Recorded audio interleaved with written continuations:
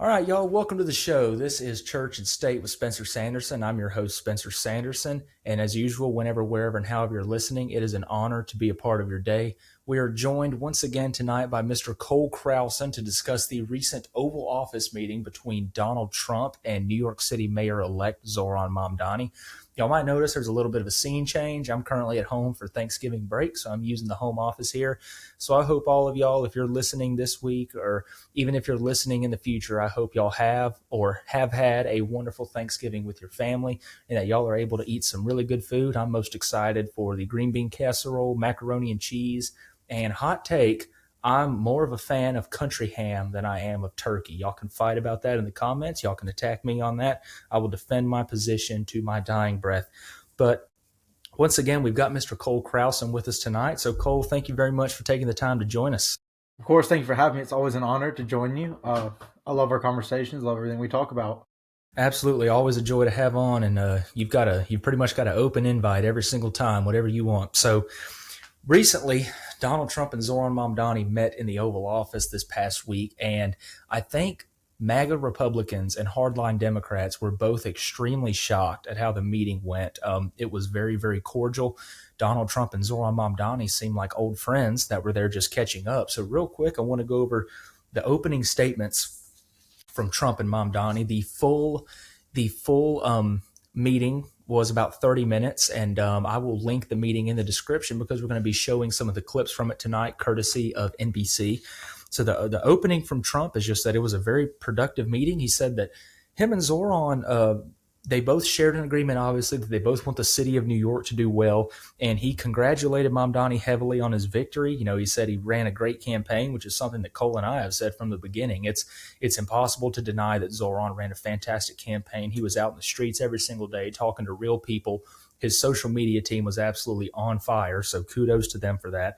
But he said two of the big things that they agreed on was lowering grocery prices, which is something that Trump campaigned on heavily back in November, and something that he said in his inaugural address was that grocery prices down on day one.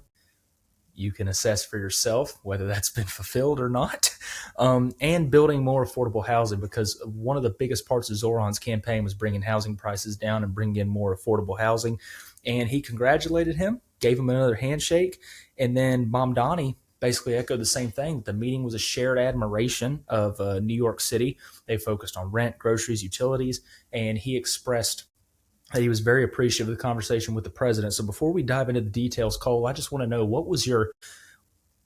I'm pretty sure your reaction was the same as mine when I was watching the meeting. I was like, wow, what a breath of fresh air this is. I don't think anyone saw this being as cordial. So after seeing the meeting, what was your first initial reaction to everything that was presented and how it was ran?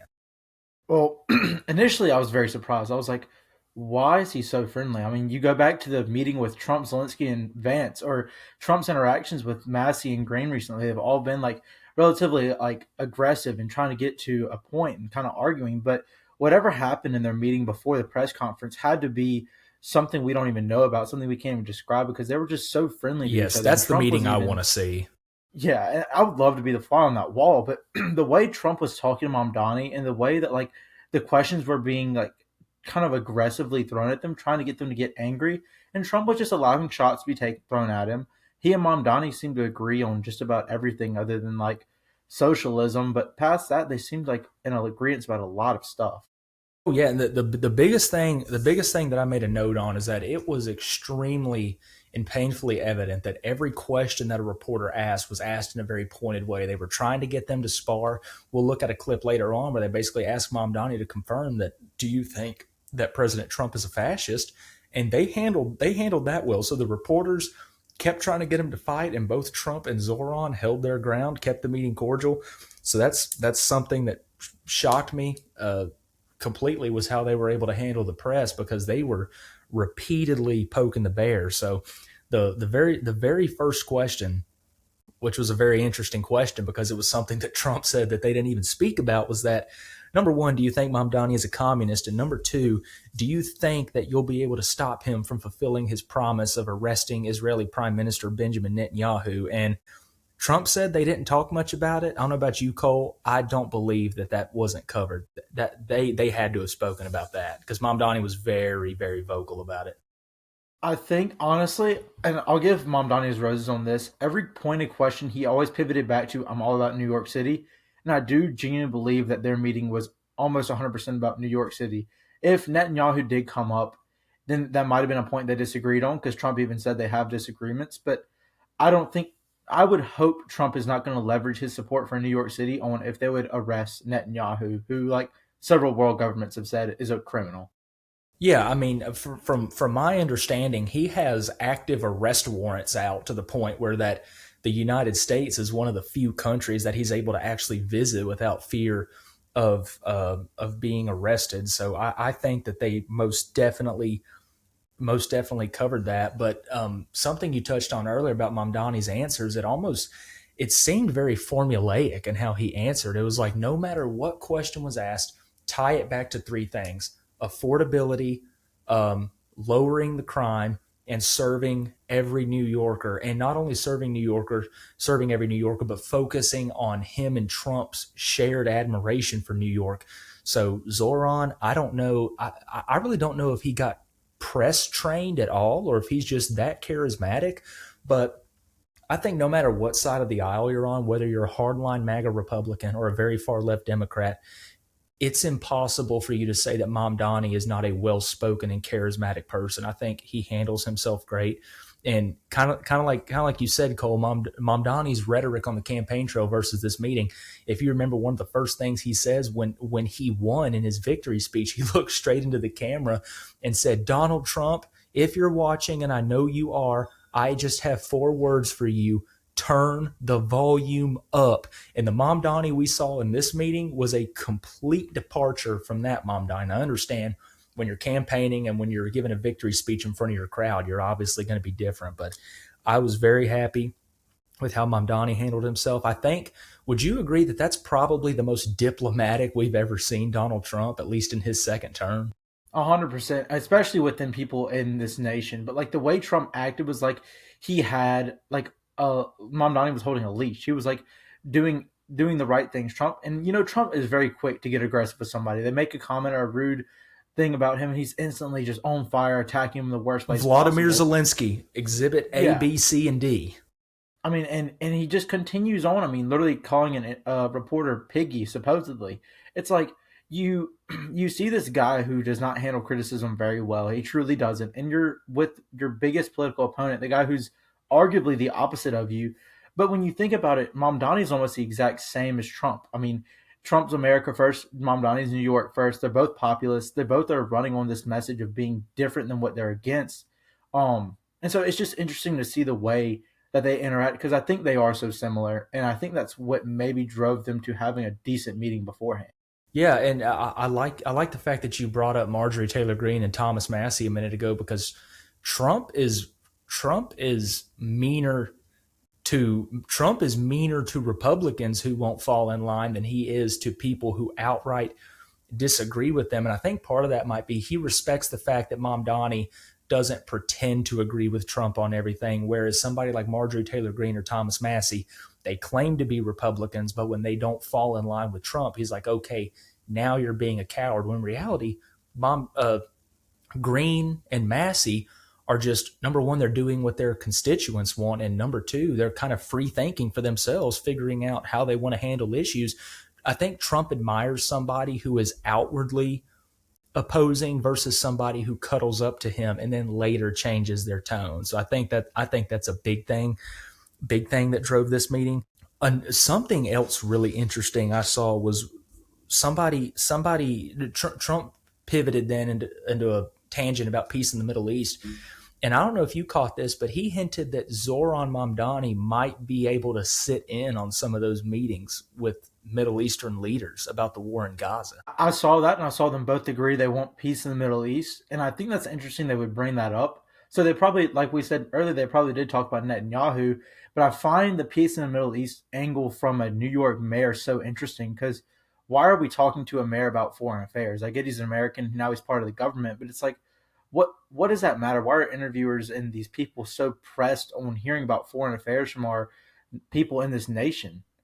Well, I think most of that is driven by Zoran's outward claims that he will arrest Benjamin Netanyahu. So he kind of tied himself into the Middle Eastern conversation by talking about Netanyahu. But then again, another point of that is that New York City is unlike any other city in the country. It is the epicenter of the United States finance industry. There's so many businesses in there. So if there is one city in the country that is most affected by geopolitics, it's going to be either New York or right next to it, Washington D.C. So I'll kind of play defense for the questions there because I feel like based on Zoran's rhetoric, it was appropriate for them to ask about his thoughts about the Middle East since he's been so vocal about it. Right. No, I do agree with you on that stance. I mean, I just want to go back to Zoran's campaign day, and this is something we'll probably bring up where Zoran mentioned that a lot of Trump voters voted for him, and then one of his Oh, yeah, and talking Trump points, a lot even of said that people, Trump took a lot of Bernie voters. yeah, That and I think that when was a Bernie got forced out of the primary, they were like, okay, well, we don't want to support we don't want to support a mainstream establishment Democrat like Hillary Clinton. If they won't let us vote for Bernie Sanders, who's an outspoken voice, we're going to jump all the way across the aisle and vote for the populist candidate on the Republican side because they differ a lot on policy, but Mamdani, Trump, and Bernie all share similarities in kind of their populism and their focus on issues that affect real Americans. Now, whether or not they actually follow through on those claims and actually benefit the American people is different, but at least based on their rhetoric and their campaign style, they're united on. And I do agree with that. I think another thing I would like to kind of touch on is like the Bernie voters voting for Trump may not even done it for like a I can't support the Democrat side. It's I can't support people who kicked my candidate out, so let me get back at them. And I think the Trump voters who voted for Mamdani, they hear that I'm going to arrest Netanyahu, and they're disappointed with the way Trump's treating the Israel stuff. And they're like, well, let me get back at Trump because he doesn't like this guy. I'm going to vote for the exact opposite of him. I think it's just Yeah, a and different angle to Bernie look at it Bernie was from. 100% forced out because this was long ago. This was obviously back in 2020, but from what I remember, you had 3 to 4 Democratic candidates drop out in the exact same day and all endorse Joe Biden. It's almost like it was planned. Right. Oh yeah. And the way the parties work on that front is it's kind of disgusting because it's like, are we listening to the big organization, or are we listening to the people? And it seems like they're starting to listen to the big Republican or Democrat coalitions versus like what the people actually want. If the people got what they wanted, then Bernie would have been the primary for the past 3 elections. Truly. For sure, and that kind of pivots really well into the next question. Where a reporter asks, like, obviously you're both very different, but your campaign styles seemed super similar, seeing as they're obviously both populist. And I think that the phrasing the reporter used was you're both populist in your own lane. And then Mamdani kind of responded to that and said, "Well, it's because so much of our campaign. It might have been our campaigns. No, it was just talking about his campaign. But he says later, he says so much of our campaign is focused on the cost of living. This is the same reason why New Yorkers swung Trump in 2024. You had Trump won a much larger percentage of New York in this past general election. It said because we focused on the same things like cost of living that Donald Trump is focused on. And one of the biggest things that they were able to unite about was Con Edison, the company that supplies power to New York City, needs to lower their energy rates. I don't know exactly how they're going to do that, but they both agreed that that was a tangible example of something that would benefit New Yorkers that they both agreed on. Whether or not they followed through, again, something completely different. But them together called out the name of a corporation, saying, "Yeah, Con Edison, you need to cut your rates. You need to be more friendly to the people that you're supplying energy to."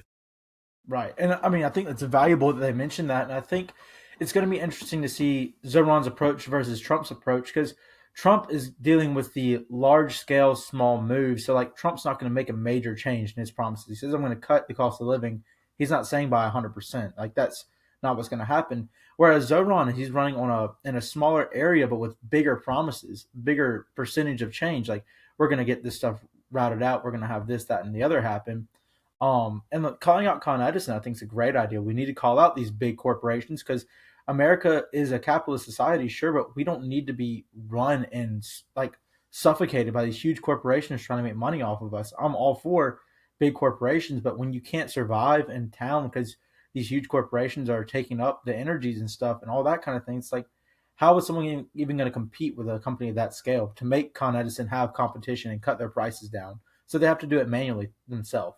For sure. And this next little bit, something that I thought was a very interesting question, and the optics of what the House of Representatives voted was was very interesting, considering some of the endorsements that were made. But this is a this is an excerpt that I pulled, courtesy of Politico, and it says that the House voted 285 to 98 to approve a resolution that condemned the horrors of socialism on Friday morning, just hours before President Donald Trump is set to meet. So it was right before their meeting, right before Trump is set to meet Zohran Mamdani. 86 Democrats joined with Republicans to approve the measure. Two others voted present, and no Republican voted to oppose it. And the question was, you had a lot of Democrats join in on this, including the House Minority Leader Hakeem Jeffries. Hakeem Jeffries, the same person who endorsed Mamdani, which to be honest, Jeffries' endorsement was kind of a last minute decision, because him and Chuck Schumer, they waited and waited and waited, and they outright refused to endorse Zohran Mamdani until it was clear that he was poised to win the mayoral election, and that it's either you endorse the candidate now and take part in the victory, or you have to be the person that did not endorse a populist candidate from your own party. And Mom Donnie's response, it made me laugh. He said, I focus very little on resolutions. My focus is on the work at hand. And he affirmed once again, I am an open democratic socialist. So I guess two of my questions for you. Number one, why do you think Jeffries waited so late to endorse Zoran? And number two, if Jeffries is against socialism, or if Jeffries endorsed Zoran, why would he make a decision like this to condemn socialism just days before, or just hours before Trump meets with the open democratic socialist who has won the mayoral race? I think there's a lot of factors that tie into that. For one, I'll go into the why is Hakeem Jeffries endorsing the self-proclaimed socialist. I think he realizes that if I don't endorse him, it's between the Republican or the guy with a like red on his ledger. I mean, Cuomo is not a good guy. We know this. So you have to choose the lesser of three evils in that Yeah, no, and situation. I'm not Cuomo saying waited. Cuomo waited until like last minute to apologize for the whole nursing home fiasco during COVID that resulted in the deaths of so many seniors. right. And you look at that and it's like, do I want to endorse that guy? No. Do I want to cross the aisle and endorse Curtis Sliwa? No. So let me endorse the winner, the guy who's obviously going to win. And I think it's just to make a better look on him. I feel like if you're not endorsing Mamdani as a Democrat, then you look like someone who doesn't care about the people, because Mamdani's whole message is for the people. Um, and on the first, but the condemnation of socialism before the meeting, I mean, you have to think how useless those condemnations are. If it was truly a condemnation of being a socialist, then Mamdani would be in jail. If we're doing something against socialism, Mamdani would be in jail, and so would any other socialist organization or self-proclaimed socialist in the country. They would be locked up. But the resolution means nothing. It's just them putting their names on a paper saying they don't agree with it, and it doesn't change anything. I mean, nothing has changed in this country since that resolution. It's just something to get passed in the House. Yeah, and that's kind of what I feel about resolutions. And how I feel about resolutions is basically just, we're gonna put on paper that we have this opinion and that we are angry. And a resolution is very different from a bill or from a law, in that all the resolution does is just say a majority of us think this way. It's like, okay, well, what are you going to do? No, we're just going to say we think this way. There's no like, there's not a lot of tangible policy action coming from this. It's just, we just kind of want to make a joint statement. So it's kind of funny that Mamdani said, well, I care, or he didn't say I care very little. He said I focus very little on resolutions. And then the next question was, This is probably, aside from Jack Posobiec's question that we'll get to later, this was the biggest example of reporters trying to poke the bear. The reporter asked, your rhetoric on the campaign trail is that Trump is a fascist, and he is they said another word started with a D, despot. Is that Despot, yeah. yeah, despot. That Trump is a despot, Trump is a fascist. You stand by this, and Zohran kind of started with, well, we've spoken, and then Trump reaches out and taps his shoulders, like, look, Zohran, you can go ahead and say it. Go ahead. It's gonna be a lot easier than you trying to explain it away. So we actually have that clip right here, and I'm gonna play that for y'all right quick. And I want to clarify your answer to Stephen Nelson. He asked about your comment calling the president a fascist, and your answer was, well, President Trump and I have been clear about our positions and our views. Are you affirming that you think President Trump is a fascist? I've spoken about... That's okay, you can just say okay. Okay. It's easier. It's easier than explaining it. I don't know. Yeah, so that question to me, I mean, you could obviously tell they were trying to get at something. They were trying to get Trump and Zohran to start biting at each other, and I thought it was really, really interesting and impressive that Trump was like, look, just go ahead, go ahead. You're going to say it anyway. You said it on the campaign trail. Go ahead. It's going to be a lot easier on you. And he just kind of gives him that little tap, that little clap on the back. I mean, it was kind of a very lighthearted moment, but I thought it carried a lot of weight with it. So I'm sure when you saw that, you were like, this is a much different meeting than what we're used to. 100%. I mean, I think there's several different things you can take from that. For one, I mean, it's just the large amount of gotchas they're trying to throw at him. And that's the one question I don't think Mamdani was prepared to answer, because you can't pivot that to New York City. And Trump's basically self-proclaiming, or just taking up the label and making it mean nothing. He's reclaiming the label of fascism, like, oh, this means nothing. But we're in a time where we're trying to lower the political temperature, and I think this kind of meeting does do that. But, I mean, the label of fascism itself is just not a good thing to throw around.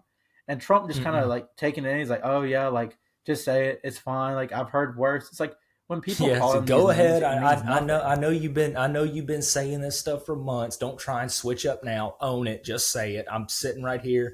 I'm the president. You can't hurt me. That's right. Exactly. I mean, and people like Stefanik called Mamdani a jihadist, which was like, that was another question brought up. And it's like, what, we're just throwing these crazy labels around after we're saying to lower the temperature. And it's like, what are we doing right here? Because Trump's not a fascist, in my opinion, and I don't really believe that Mamdani is a jihadist. Yeah, the reporter that asked about that, because it was a senatorial candidate. It was Elise Stefanik, correct? That made those remarks. Yeah, and Trump, the way Trump, I thought Trump had a pretty good answer. It's like, well, she's campaigning, because like Stefanik, Zohran was campaigning, and he was saying similar, very inflammatory stuff about the other side. And I kind of want to answer from you on this. If you had to pick any single political candidate in recent times that would be the one to help lower the temperature, would you have thought it would be Mamdani? No, not at all. And I don't even know if Mamdani himself is lowering the temperature. I think Trump's hogging the thermostat, and I think he's moving it up and down as he pleases. And by having this friendly discussion with Mamdani is almost in itself lowering the temperature, because he's just kind of brushing away the notion of calling each other these bad names. Oh, that's campaigning. I mean, he kept saying he'd lock up Hillary and she's still out free. He's acknowledging that those crazy things you say on campaigns are nothing more than just things you say on campaigns. And even if Mamdani holds the belief that Trump's a fascist, he's not acting on it. These people aren't acting on the things they're calling each other. Yeah, for sure. And I've said this already in different words, but I think that overall this meeting was a breath of fresh air. It was, wow, we can have these two polar opposite people come together and agree on one thing. Now, I will say, if Donald Trump wasn't the president, and if he was just another congressman, or if he wasn't even a politician, I think Zohran probably would have still kept a lot of his rhetoric and ramped it up. But I think he realized the gravity of where he was. he is standing off the right shoulder of the president of the United States in his home territory inside the White House. He was like, I need to be very careful about how I word things here, because Trump has made threats. He made threats that if Mamdani gets elected, New York can say bye-bye to federal funding. And Mamdani went in there knowing that, saying, I have got to go in there and win the president over and be as cordial as possible with him. And all I can say on that is mission accomplished. For sure. I mean, you can see the lowering of temperature from both of them. I think the other thing that really goes for this is like, what does Trump have to gain from dogging down Mamdani, from saying these things about him? Like, Trump's in his Probably second term, nothing, he can't because be he's reelected. been dogging Mamdani ever since he started gaining relevance in the Democratic primary in New York. Exactly. And through that, it's like you say all these things, but when he's here, it's like, okay, it's time to act. And I think Trump is also trying to get a little bit of the light from whatever Mamdani does. If Mamdani is successful, that looks like a success under Trump's presidency. Because they Oh, the cooperated GDP and did worked this. together. Right. So, and I think that is a good testament to Trump, like trying to help the American citizens out. You can think of what you want of Mamdani, but if he is successful and helps Americans out, which we should all hope he does, that is a good thing for America. And Trump should be working with that if he truly is going to help America. That he Yes, being and Mamdani. I will never ever wish that well, I will never ever wish, once a politician is in office, I will never ever wish that they fail in their goals, because if you hope for them to fail, if the politician fails, that affects the American people and that harms the American people. So like you and like Donald Trump, now that Zohran Mamdani is in office, I wish him nothing but the absolute best. I hope he's protected. I hope that his policies do work. I hope that his policies do benefit the American people and the people of New York, because he's in there now. There's nothing to do to change it. So once a politician is elected, you don't have to support what they do, but you should hope that they are successful in their goals to help the American people. Oh yeah, 100%. And if Mamdani fails horribly, I won't celebrate till the day there's a new mayor. It's like if Mamdani goes in and he crashes and burns, I'm not gonna be like, haha, I gotcha, that's what you get. It's like, let me wait, because these people are gonna be suffering if he fails, even more than they already are.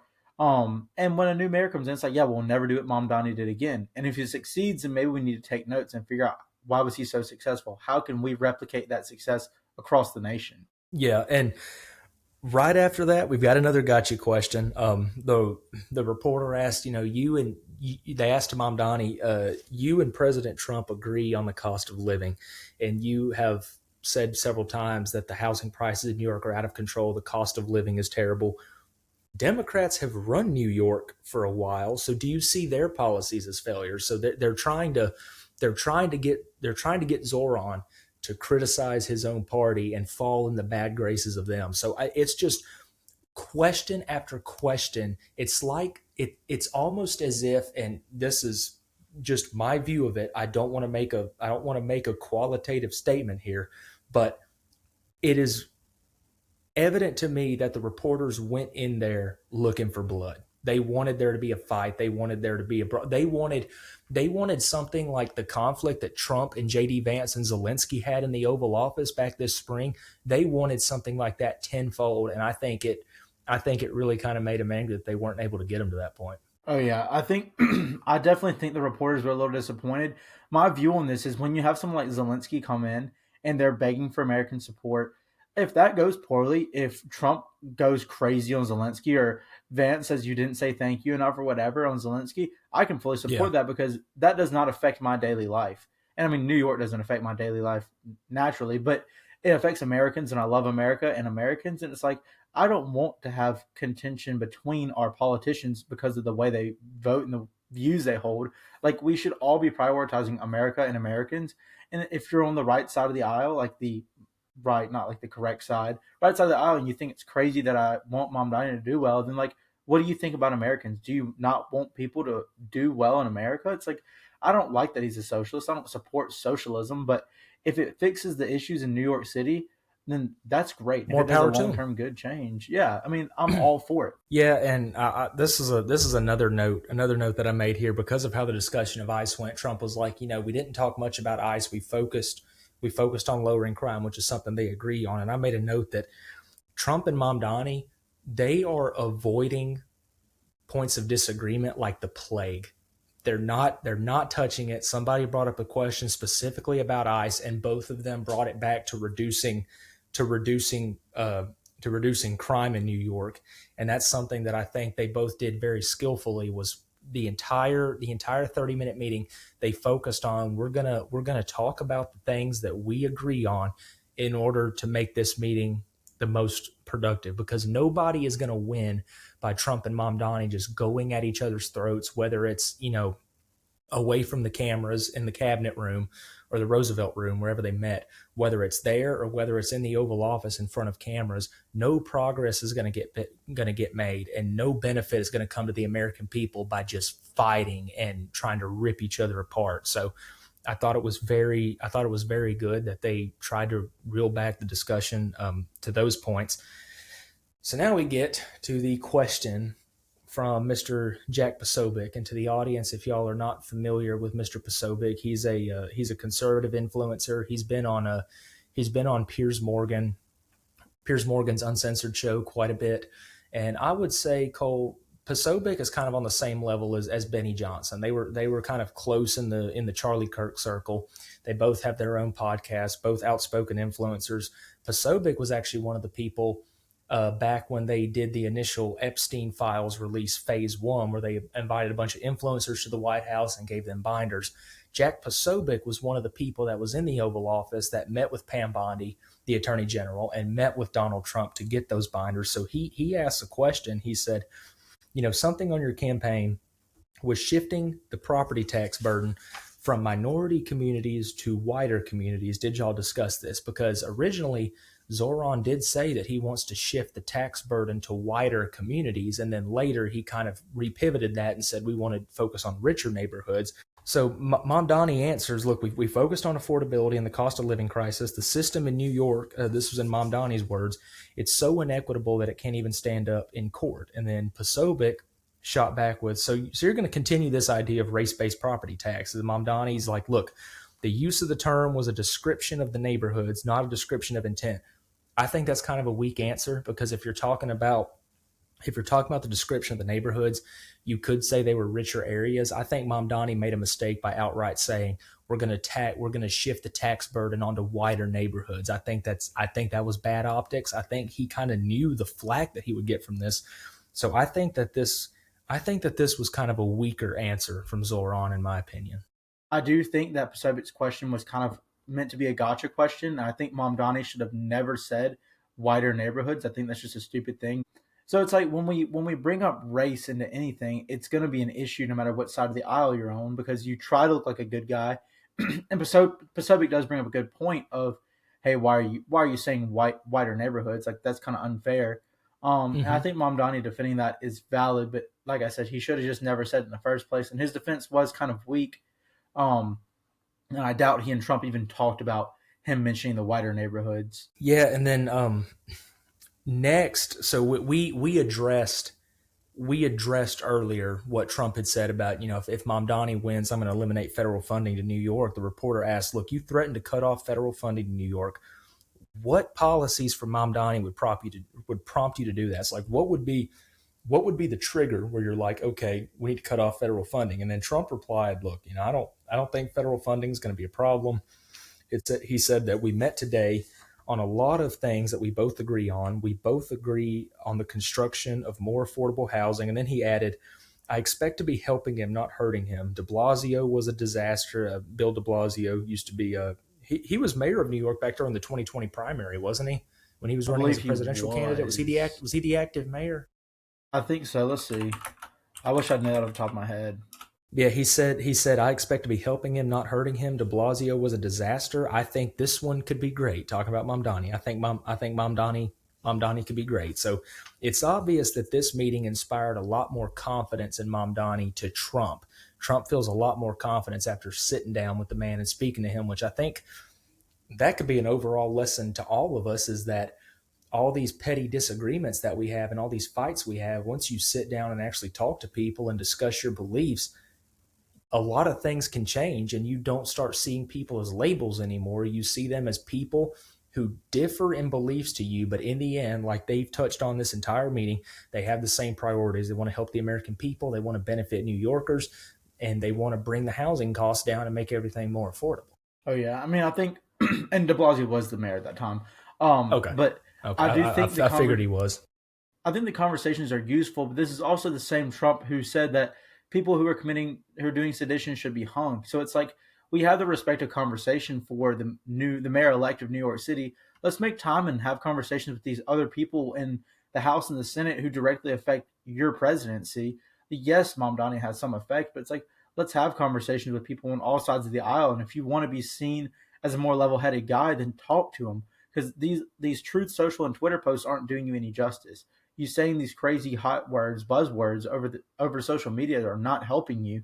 So if we're going to do this for Mamdani, let's start doing this for everybody. He's still early into his presidency, and I think it's a good thing that he did this for Mamdani, but we need more of it to lower the temperature and get more movement in the country.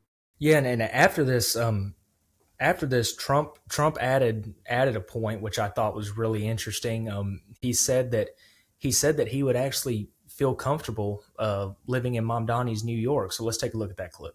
But no, I feel very comfortable. I would feel very, very comfortable being in New York, and I think much more so after the meeting. Yes, please. I mean, so there you have it. In no uncertain terms, Trump would not be worried about living in New York. Now, one could argue he's already extremely rich, so if Mamdani's policies were an absolute failure, he could probably still be pretty safe living in New York. But I think it's very telling of the productivity of this meeting that somebody that Trump said, look, you cannot let this socialist in. I'll cut off funding to the city. This will be a disaster. Y'all cannot vote for him.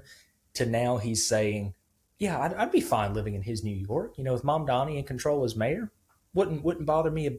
Wouldn't bother me a bit living in his New York. What do you what do you make of that? I think it kind of goes to show where Mamdani really stands. He mentioned his admiration for FDR, even took a picture in front of the FDR portrait.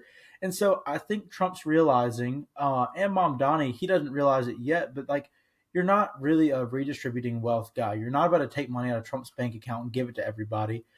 So Trump realizes this, and he's probably been fed all these terrible things about Mamdani. He probably doesn't actually know anything about Mamdani until he got briefed before their meeting. But now he sees that he's probably more of an FDR guy who's just trying to inject money for the community to make them better and not going to take money out of Trump's pockets. And I think Trump's like, okay, well, this guy actually means good for New York City. He means to make it a better place. And if that's the case, I'm fine with it. Trump was probably only against it when it was like, oh, he's going to take all my money and use it for things I don't want him to use it for. But then when Mamdani's like, well, I want to use it for like making the place better, having more houses built, whatever. Trump was like, oh, you're not that bad. Or Trump just doesn't understand what's going on, which I don't think that's what's going on. But no, I think for all his faults, Trump has his finger on the pulse of the situation here, because I mean New York is one of his residences. I mean he was raised in New York and in that culture, so I think he's got his finger on the pulse of things here. But up next, this question, I thought this was a really silly question, because just set the stage here.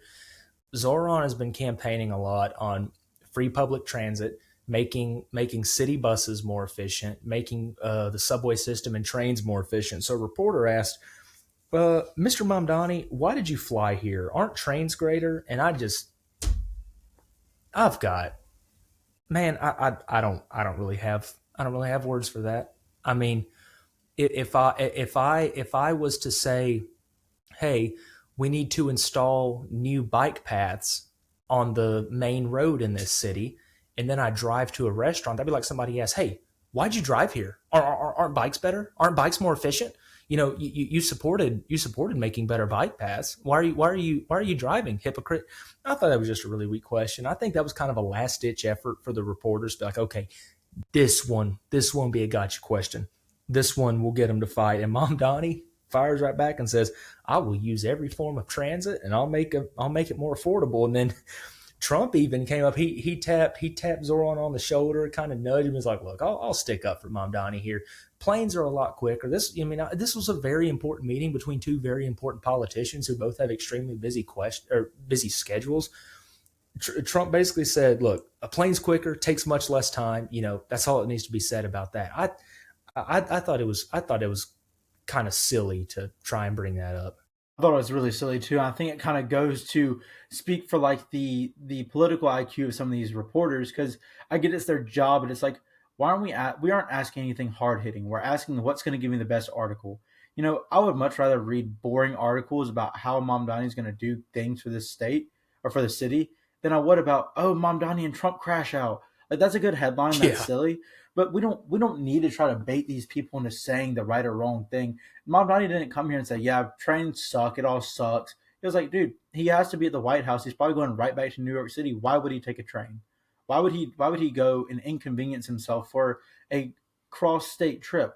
I get New York's not that far from Washington, D.C., but like, come on, cut the guy some slack. Let him go meet with the president. That's already a huge task on its own. And you're out here just asking these like objectively stupid questions just to get a response from him and Trump. Mm-hmm. And the very last question, in this meeting, it was directed to President Trump, and they asked, "Look, do you view Mamdani as the leader of the Democratic Party?" And then Trump and Mamdani moved in lockstep on this answer. Trump said, "I think rightfully he has his focus in New York," and Mamdani, they're like, "Are you the leader of the Democratic Party?" And Mamdani says, "I consider myself the next mayor of New York City." Kind of smirks at him a little bit. I thought those are both very good answers, because, I mean, do you think you're the leader of the Democratic Party? If you answer no, that could make you appear weak. If you answer yes, it makes you look kind of very bashful, like you think you're in charge of the whole party. There's really no way to answer that question other than what Mamdani said. There's no way to answer that question that won't kind of make other Democrats angry. And Trump follows that up with, "Look, the press have gone absolutely crazy about this meeting. They are eating this up." And he said, "I have met with the biggest people in the world, and they seem to care more about this meeting than anything else." So after that was pretty much the end of the meeting. A key point that you brought up a minute ago, they bonded over their shared admiration for FDR. And then Mamdani asked if he could get a picture in front of the portrait. So they took a picture together. But then the White House Instagram account posted a picture of just Zohran standing in front of or it might have not been the White House Instagram account. I know there was a government page that posted, it was a picture of Mamdani standing by himself in front of the FDR portrait. And Trump was like, I really hope that picture turns out good, and smiles. But my main takeaways from this is that it's kind of hard. It's kind of hard not to like Zohran a little bit, no matter what side of the aisle you're on. He's got a clear mission, and he's absolutely refusing to stray from it. I think the future of New York is probably not at all as doom and gloom as Republicans might think. Mamdani and Trump have the chance to forge and maintain a very cordial partnership. And then the last takeaway is just that it's undeniable that Trump has a very clear admiration for Mamdani. And at some points during this meeting, it seemed kind of like Trump was almost being protective of him in a way. I think Trump does see a lot of himself in Mamdani. I think I might have mentioned that earlier. And with the Democratic Party question, I just want to go back on that real quick. Democrats are scrambling to find a leader. I mean, I think that's true. They don't have a Donald Trump, and Mamdani is the closest thing they've got. And I think that's why Trump's kind of protecting him a little bit. He's like, "Look, I've been in your shoes. I know what it's like to be in the spotlight. Every single step you take, everyone's going to know. They're going to know if you walked out of the door with your right foot or left foot first. They're going to know how that's going to determine your day and the way you run the city. And if Mamdani truly is for New York City like he says he is, then no matter what's going to happen, he's going to make sure he does his things in the best interest. If it's not in his initial policy plans, he'll probably think of something new to help him out. I mean, I don't think he's going in there maliciously. And Republicans want you to think this guy's a jihadist communist who's about to destroy America. But it's like, he only has so much power.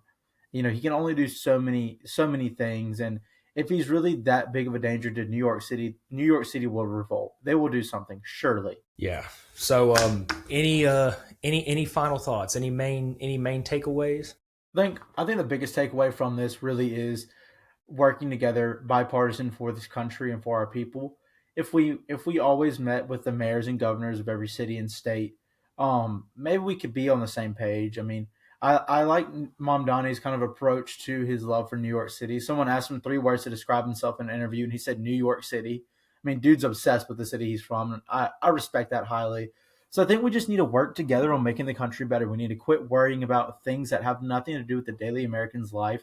Let's cut down the cost of houses. Let's increase the amount of jobs. Let's make groceries cheaper. I mean, that's things you and I are going to have to face in the coming years. And it's like people are not motivated because their politicians are concerned with things that don't do with their constituents. But And that's the reason Mamdani got so much of the youth vote, was because people like you and I that realize these are some things we're going to have to deal with in the future. I'm gonna vote for the candidate that is painting a picture of a brighter future for me, and that's exactly what happened. I think we had spoke about before. If you added the percentage of people who voted for Andrew Cuomo and the people that voted in percentage of people that voted for Curtis Sliwa and added them together, that still would not have been enough that still would not have been enough for Zohran Mamdani to lose. He had it. Yeah. He had it. I think Sliwa actually played a pivotal role in that, because his smear and the way he was talking about Cuomo the whole election, I mean, dude was just relentlessly talking about how evil Cuomo is, and he would take jabs at Mamdani, but it was mainly towards Cuomo, rightfully so. Cuomo was a terrible mayor. And so, I mean, I hope Mamdani's a better mayor. I hope Mamdani does good for New York City because they're Americans. And at the end of the day, that's all I care about, is whoever's going to make Americans thrive and prosper. Yep, and like I said earlier, I think this is not only was this meeting a breath of fresh air, but everybody in this country can kind of take a lesson from this. Is that if you vehemently disagree with somebody and it looks like you're polar opposites and you're trading jabs at each other, do not pass up the chance to sit down and talk to somebody, because when you sit down and have conversations with somebody, especially conversations about things that affect the American people, you may find out that you agree on more than you think, and that might forge the path for a beautiful partnership. So with that, Cole, thank you very much for coming on tonight. Always a pleasure to have you, and I'm sure you'll be on more in the future. But to all the viewers listening, once again, wherever, whenever, and however you're listening, it is an honor to be a part of your day. This has been Church and State with Spencer Sanderson.